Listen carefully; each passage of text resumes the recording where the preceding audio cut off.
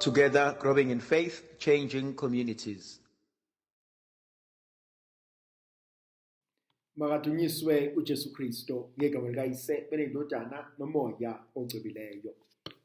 Umusa weNkosi yethu uJesu Kristo, uthando likaNkulunkulu uyise, uzalwane ngomoya ogcebileyo makube kini lonke. Namhlanje thandwa zami ngifisa ukuba sifunde encwadini uDaniel umprofeti, isahluko seshumi, isahluko sesishiyagalolunye, ivesi yesine kuze kube ivesi yeshumi. Nkosi uNkulunkulu umkhulu uyesabeka. Uyasigcina izivumelwane unomusa kulabo abakuthandayo begcina imithetho yakho.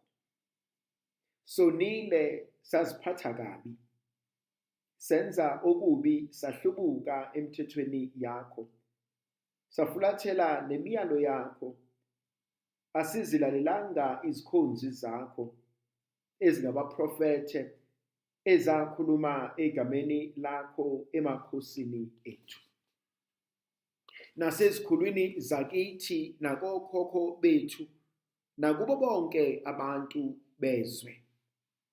Wena Nkosi uqhamile ngobuqotho nokulunga, kepha thina namhla sithwele ihlazo, sinamahloni thina bantu bakwaJuda. Izakhamizi zaseJerusalema, uIsrayeli wonke, abaseduze nabakude, abahlakazeke kuwo onke amazwe, owasintingisela kuwo ngenxa yokwambuka kwethu sihlubuka kuwe. Yebo Nkosi, sifanele ukujabha ngempela, kanye namakhosi ethu nezikhulu zethu nawo baba, ngokuba sonile phambi kwakho. Kodwa wena Nkosi uNkulunkulu wethu unesihawu esikhulu, ngokuba wena Nkosi uyathethelela. Sithethelele ngoba sakuvukela, sangalalela izwi leNkosi uNkulunkulu wethu, sangagcina imithetho yakhe ayibeka phambi kwethu ngezikhonzi zakhe abaprofethe. Namhlanje thandwa zami ngifisa ukuba sithi uyibuka kancane lenkonzo uma ethi uDaniel mkhulu uyesabeka, uNkulunkulu uyasigcina futhi nezivumelwane nomusa uba nawo kulabo abakuthanda begcina imiyalo yakho. Le ndaba mina ifuna ukuthi nanguDaniel esendaweni yokuthunjwa. Uyazi bengenzeka mhlambe ukuba ubengadikibala, bengenzeka mhlambe ukuba alahle ithemba, bengenzeka mhlambe ukuba acasuke, bengenzeka mhlambe ukuba akhohlwe kona konke. Kodwa ngimbuka ebuyela uNkulunkulu ethi wena Nkosi uthembekile. Uyazi le nkonzo mina ibalekile ngoba ziyayizithi izinto mazenzeka ebese simshiya uNkulunkulu. Ziyayizithi izinto mezenzeka ebese simthuka uNkulunkulu. Ziyayizithi izinto mazenzeka ebese sigxeka uNkulunkulu. Ngithanda inkonzo yokumela iqiniso. Ngithanda inkonzo sekwenzeke konke.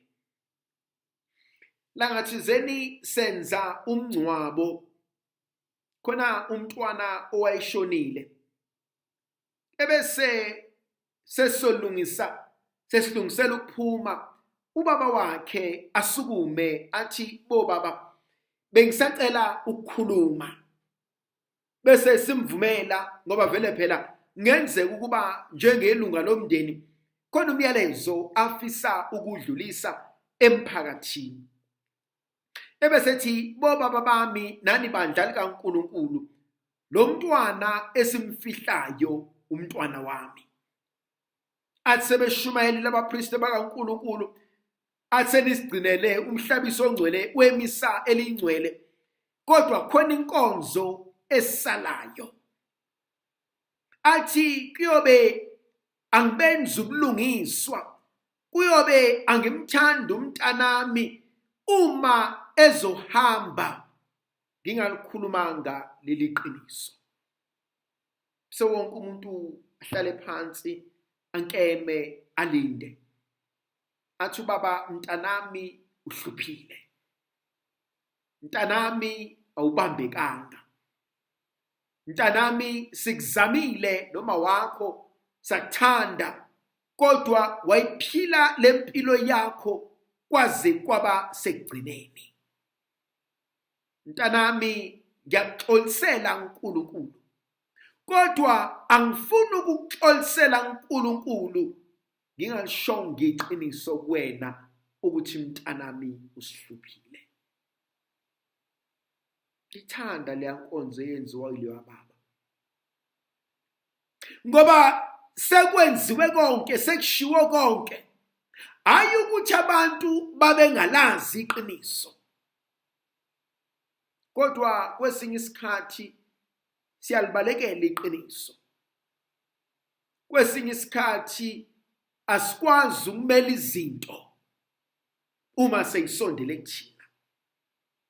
Kodwa lo baba ukuze amdedele umntanakhe, ukuze amfake eqinisweni likaKristu, kwakuswelekile ukuba ayichithele inhlambuluko ukuthi mntanami sinoma wakho sikuthanda impela, kodwa uhluphe kwaze kwaba sekugcineni. Ibalekile le nkonzo kumina ukuba athi mntanami siyaxolela ngakho konke. Ngiyamthanda uDaniel. Uthi uDavide noma ngihambe ethunzini lesigodi sokufa, athi angosabo, ngoba wena Nkosi ngiyazi nami.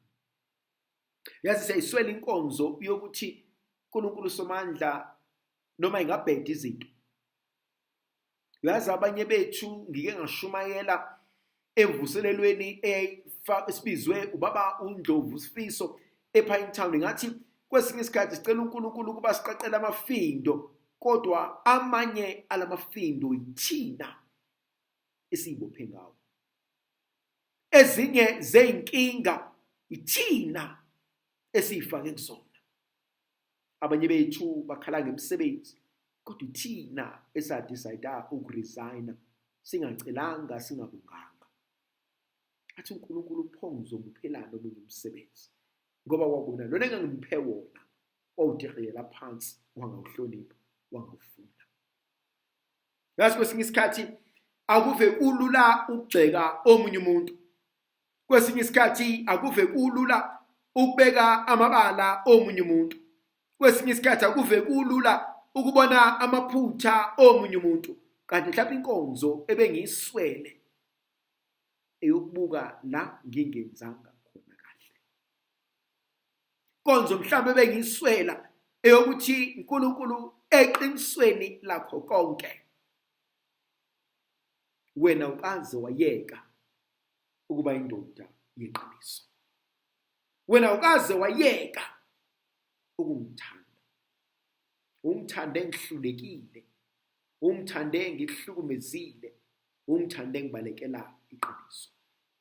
Sho njalo namhlanje uDaniel, sikhumbuza inkonzo ukuthi wena Nkosi awukaze wangathembeka.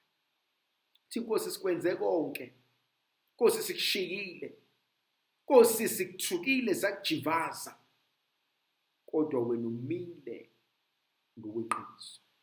Athi ubhala kahle unguye izolo namuhla nasemaphakadeni.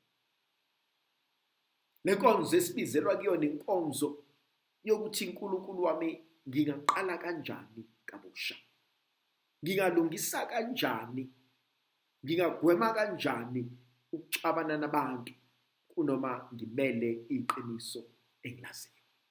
Indlovukazi yezulu ayibe nathi sibusise sivikele, mayisikhanyisele isincusela amandla negrasiya elivela kuNkulunkulu uSomandla, uyena ophethe iy'mpilo zethu ngegama likayise benendodana nomoya ogculileyo. Amen.